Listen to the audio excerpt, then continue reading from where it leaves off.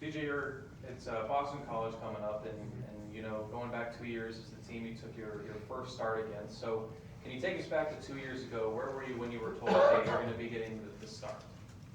Oh yeah, no, it was definitely a crazy day when I found that out. Watching film in the quarterback room at the time, probably like noonish, before practice. It was that Thursday. I found out Thursday. Was it Thursday it was? Which one? Uh, When Trevor got COVID. That was a Thursday. yeah, Thursday. So yeah, Thursday. I was just watching film and Chris Lee came in and told me Trevor was out with COVID, and I had no clue until I found that out. The day he's told me I was gonna start. So it was crazy. It was definitely a surreal moment.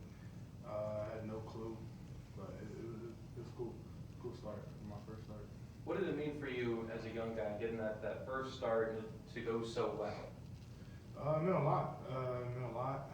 I mean, you know, going into the game, I felt like I prepared well to be able to know, like even before I knew I was going to be the starter, I feel like I prepared. Like every day I was going to be the starter whenever my chance happened, to be able to take full advantage of it, and to go out there in the game and play well, to be able to win my first game. It felt good, you know, it just felt satisfying to know that all the hard work I put in, even knowing if I didn't know if I was going to play or not, for that game, I knew that that it ended up going to win. So it was good. Can you describe how much you've grown from that day to now? Grown a lot, man. I think a lot. Definitely physically, mentally. I think I'm definitely a different person from when I was 2 years ago.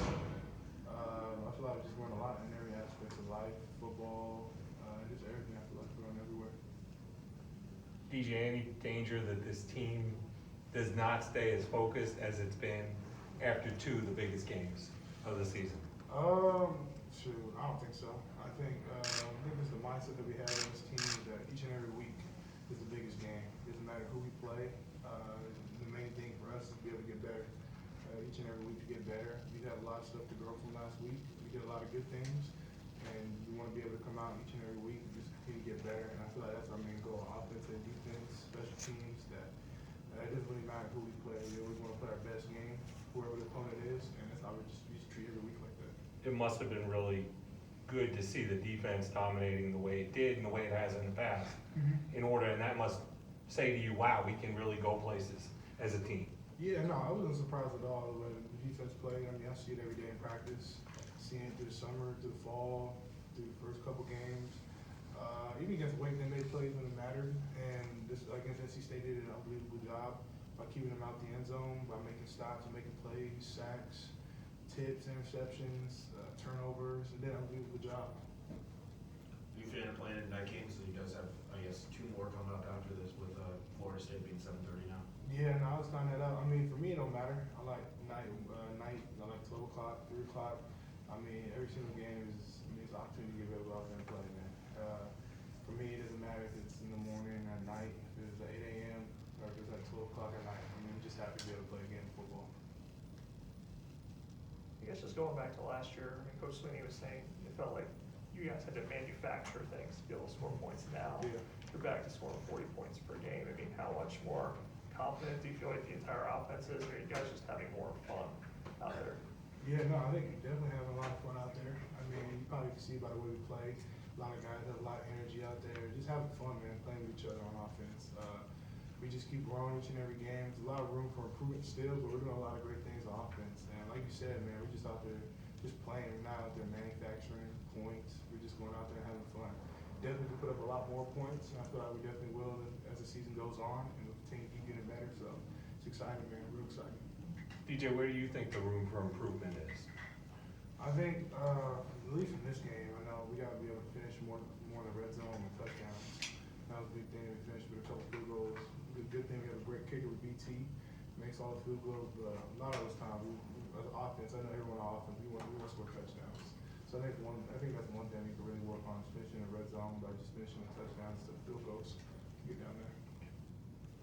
On Saturday, I mean, how big of a boost was that just in the second half when the defense kind of shut them down in the first drive and you guys got the football back immediately and were able to go down the field? I mean, how big of a boost was that just for you guys confidence-wise? Man, it was great. I mean, defense coming out there, it just sets the tone.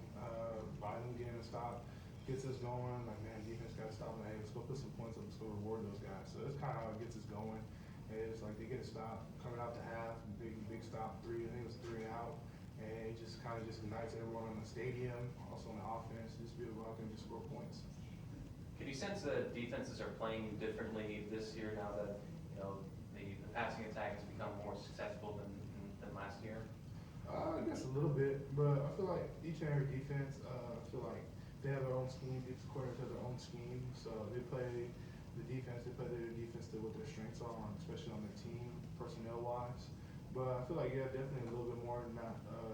But I feel like just each and every defense they've done, what they've shown film. The defense coordinators have tendencies and stuff like that. They run their own defense and kind of do it to what their personnel is. BJ, what do you remember about the BC defense the last 2 years? 2 years ago, for a half, they kind of had you guys on your heels a little bit, and then last year throughout, it was a tight game. Yeah, no, I think the one biggest thing that I know about the Boston College with the defense, especially their head coach, is that they're a super physical defense. I feel like the last 2 times I played them, they've been real physical, been guys that just been around the box, great football players.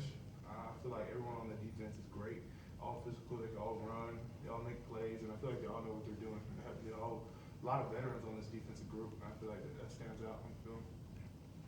As we were talking earlier with Coach Streeter, he was saying that Joe Spagano once suggested an over route, and that, you know, that the players can actually say, I see this or that. How often on the headsets or like during games are you telling Coach Streeter, I see this or I see that? Communication back and forth. Yeah, no, I think it goes 100%.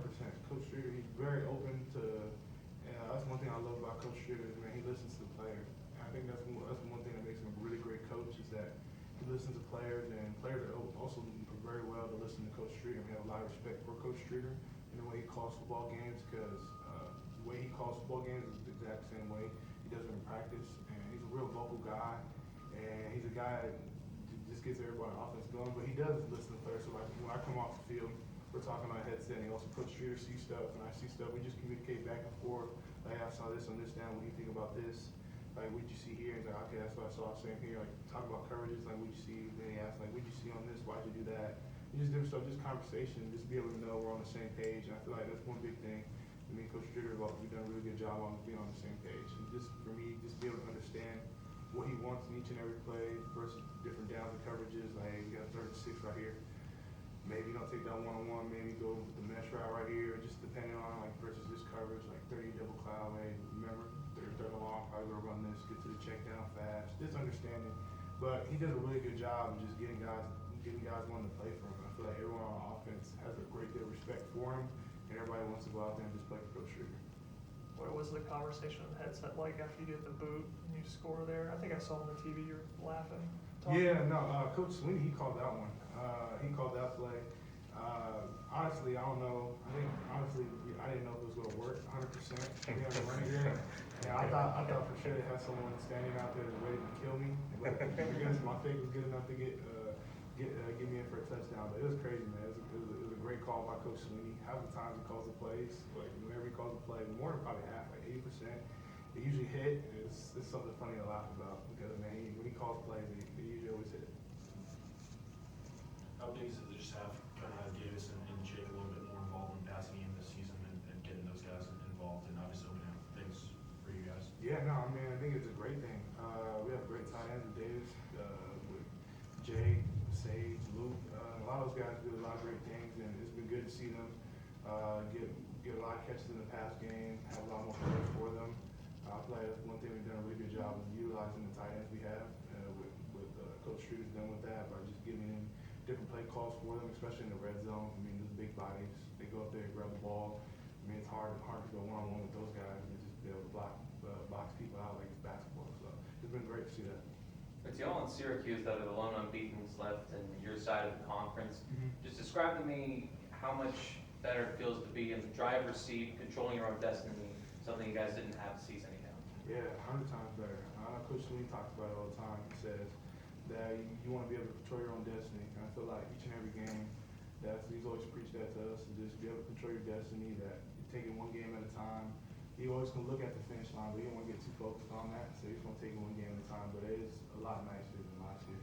Be able to be undefeated 5-0 rather than being where we were last year. Coach Schrader was talking about the throw you had to Shipley on the sideline. It was actually your fifth read. It's going all the way through your progressions. Like, how do you, compared to last year, I guess, grow your confidence in the pocket and just the ability to sit there and go through each read? Man, I think the biggest thing, man, I think my offensive line, I'd give hats off to them. I had no sacks last game. I don't know how many times I've been sacked this year, but it hasn't been very many. Maybe I probably can count it all on one hand. And probably half of it probably been my fault. But I mean, offensive line has been playing amazing. I mean, I think on that play, I don't know how many seconds I had in the pocket, but I was chilling back there, had all day long to throw the ball. And if you have an offensive line that's able to give you that time in the pocket, I feel like it's, I mean, you have all the confidence in the world to be able to go through each and every read. You can probably even go through it twice and look over everything, just get to that fifth check down, be able to find plays like that with Shipley. I mean, it's everything. I mean, it gives the quarterback confidence, especially for me to be able to sit back there in that pocket and know that I'm not gonna have any rush right here. Like, I can go through my reads, be calm in the pocket, stand still, and just go through everything. Yeah, obviously Jordan, like, you have a lot of trust in him because he's a veteran, but Blake, being over there on that right side, like, how much have you developed that confidence over the last few weeks? Man, Blake, man, he's been playing each and every game gets better. And we've seen in fall camp just the way, how strong he is and how, for a freshman, how well he does. Pass protection, run protection, how smart of an offensive lineman he is. I mean, he is a very big guy out there for being a true freshman, and he's just been killing it, man. I'm super proud of Blake and just the way he's been stepping up and answering to the challenge each and every week. Coach Lee's always been challenging him to get better each and every week, and he's done that. And he's done a really good job of just playing with confidence each and every play. He goes out there, he doesn't talk very much, especially off the field, but on the field, man, he's an animal out there. He's a dog. Any questions for DJ from Zoom? Hey DJ, it's Trevor Gross from CUTigers.com. Just curious, so fan support has obviously skyrocketed for you in the last couple weeks, and you took criticism last season really well, but just wondering if it's much different for you walking around campus, going to class. You've been getting a lot more pats on the back this season. For me, I mean, I guess going to class, I don't really have too many in-person classes anymore. I think I only have like once a week. It just depends on if the professor has it, but I guess it definitely has been a little bit different. I guess because I'm playing a lot better. But for the most part, man, I just try to keep my head down, continue to keep focusing, keeping my circle small, and just continue to get better each and every day. Thanks, DJ. Yes, sir. Thank you. Anyone else for DJ? Is that on purpose? Do you just like online classes, or is it just Well, the way I we mean, have it? I graduated in December, so I don't have that many classes left. I think I only have maybe 12 credits left. So, I mean, a lot of the classes are online right now, so a lot of my classes are online. I think I only have like one in-person class. And it's usually Tuesdays and Thursdays, but the last couple of weeks hasn't been in person. We've been working on a project and stuff like that. But for the most part, I don't really have too many in-person classes. So it is nice for me. I like online. I can just sit at the facility, watch film all day, and just chill. I guess, How many hours of film do you feel like is an adequate amount of hours for you to watch? Shoot, I don't think there is enough. I feel like you always watch. I feel like each and every time you watch film, you always see something new. And I feel like that's like for everybody. I feel like there's not like a certain amount of hours you have to watch to be comfortable. For everybody it's different. I feel like, but for me, I feel like there's not enough time. I feel like you can just watch film forever and just continue to just keep learning and just keep getting better. On average, how many hours a week do you think you spend watching film? I don't know. I mean, at least 24. At least 24 hours. Probably 24. I mean, depending what Sunday, Saturday. Yeah, at least 24. I mean, probably a little bit more than that. It depends. So there's no binge watching Game of Thrones or anything like that? Nah, not really, not too much. I haven't really been able to watch TV that much. I mean, every time I go home, like, dang, it's late. I don't really have too much. I usually watch YouTube. I like watching YouTube. I like watching like game highlights, game colleges and like NFL games.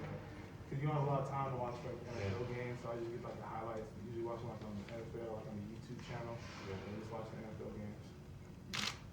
is any particular team or player you're watching a lot on YouTube? Or? I mean, I watch everybody. I mean, like today I watched Jaguars. Who did Jaguars play? The Jaguars. The Eagles. I watched that game. I watched the Seahawks. Lions game. 'Cause I know my brother's telling me, he said he has a fantasy team. He said the Jamal, what's the running back for the Lions? Jamal Murray? Williams. Jamal Williams, yeah, he said he's a running back for the fantasy team. He said he killed it. So I want to watch how well he played. He did. He had a great game. He had 2 touchdowns. But I mean, I watch everybody. So I just watch. I mean, I love watching football. So I just want to get caught up and see how that goes. Is there a certain quarterback that you watch in the NFL you try to model your game after, anything like that? I don't think there's anyone in particular, but I feel like I watch a lot of quarterbacks. I mean, there's a lot of quarterbacks in the NFL that are great, and I feel like there's a lot of them that do different things. I feel like that's one big thing in the NFL, man. There's a lot of quarterbacks who do different stuff. I mean, you have a lot of great quarterbacks in their own, and a lot of guys can throw the ball. I mean, everyone in the NFL can throw the ball. Everybody can run now. So it's been cool just to be able to watch how their growth has been, and just seeing what they do differently each and every week, from like how they went from this game to this game, like how they got better, and just stuff like that. All right, thank you, DJ. Appreciate it.